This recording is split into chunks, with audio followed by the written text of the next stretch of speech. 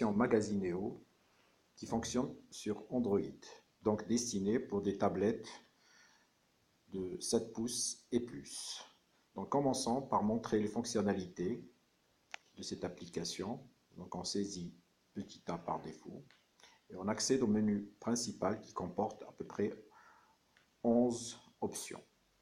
Donc on commence par exemple par saisir les entrées d'articles. L'opération est simple, il suffit de sélectionner la nature qui a été déjà paramétrée, saisir le code, sélectionner la couleur, valider, ensuite sélectionner la catégorie et la marque et valider.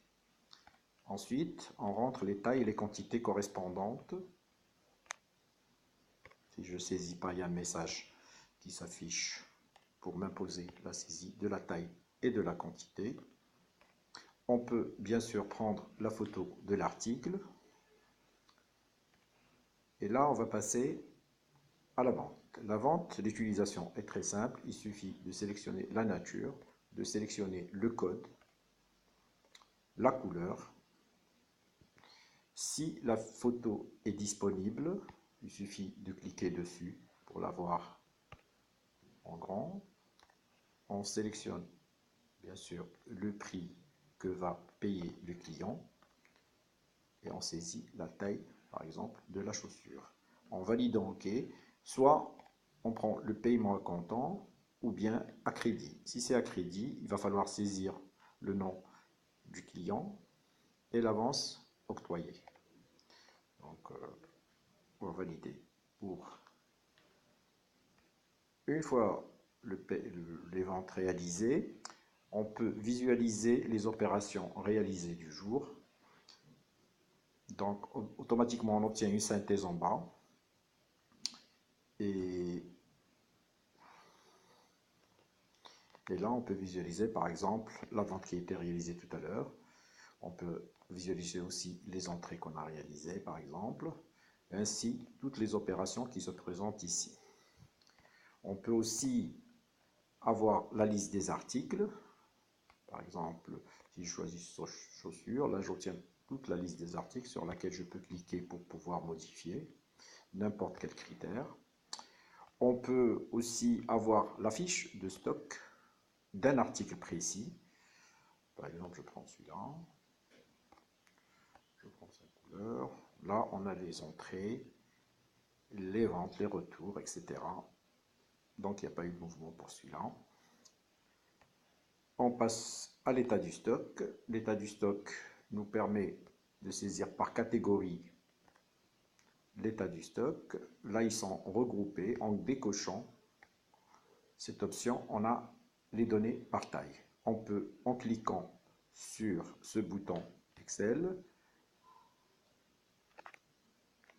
envoyer au responsable, en saisissant son email, le contenu de ces informations qui sont en attachées à l'email du responsable pour qu'il puisse visualiser quotidiennement l'état de son stock.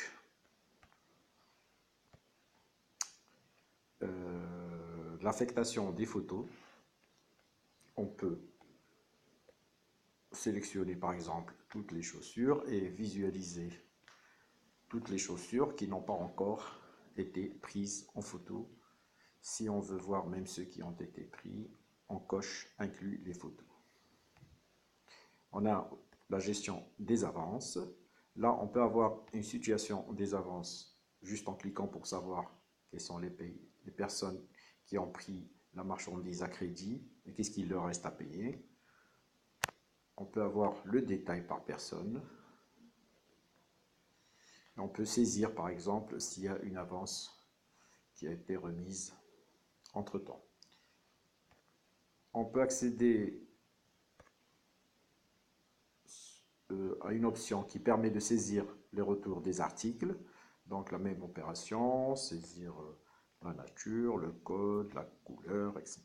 Le montant restitué, par exemple, et la taille de l'article. Donc, ça veut dire qu'on a eu un retour d'article. Il y a aussi la même opération pour les pertes ou déplacements. Donc la même chose, on choisit chaussures, etc.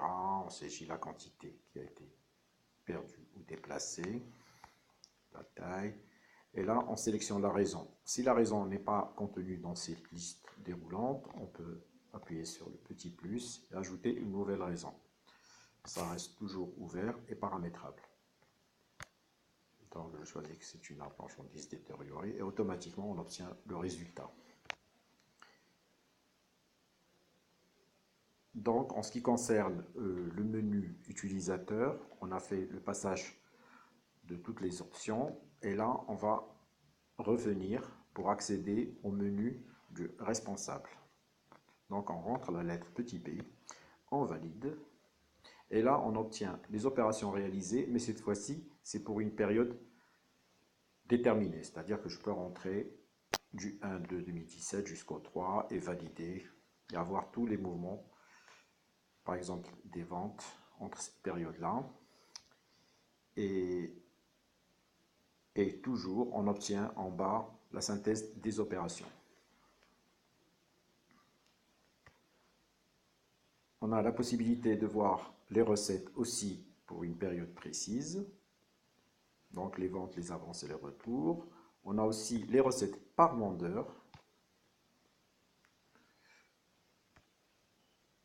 Et les recettes par mois. Dans ce cas-là, on choisit l'année.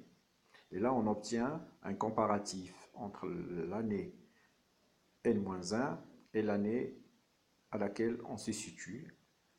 Et avec des écarts qui nous permettent de savoir quelles ont été les avancées des ventes d'un mois à un autre et d'une année à une autre. Et en bas, on obtient un graphique étalé sur toute l'année pour l'année choisie. On obtient aussi les prix de vente. On a aussi cette option qui nous permet de paramétrer les prix qui sortiront par défaut en cas de vente. Donc il suffit de sélectionner la ligne et modifier, c'est-à-dire ajouter le prix qui va être édité par défaut. La fiche de stock et l'état du stock, on les a vus, c'est les mêmes options, ainsi que la gestion des avances, c'est les mêmes options qui existent au menu de l'utilisateur. Et puis, on a un paramétrage qui est à la disposition du responsable. Donc, c'est à lui de paramétrer les lieux, les mots de passe. Voilà, on a utilisé le petit b et le petit a. Les natures d'articles qu'il possède et les séries. Les séries, c'est un artifice qui permet de saisir rapidement, en cas d'entrée au stock, les articles qui arrivent en pack. Par exemple, on a un ensemble d'articles qui arrivent dans un pack. Par exemple, pour les chaussures 36, on a une quantité de 37, on a 3, etc. Et ça facilite la saisie. On peut en rajouter des séries autant qu'on en veut par nature, etc. Donc voilà, en ce qui concerne Magazinio. Si vous voulez plus d'informations et plus de détails, vous téléchargez le manuel d'utilisation ainsi que la vidéo qui est en quelque sorte un tutoriel. Merci.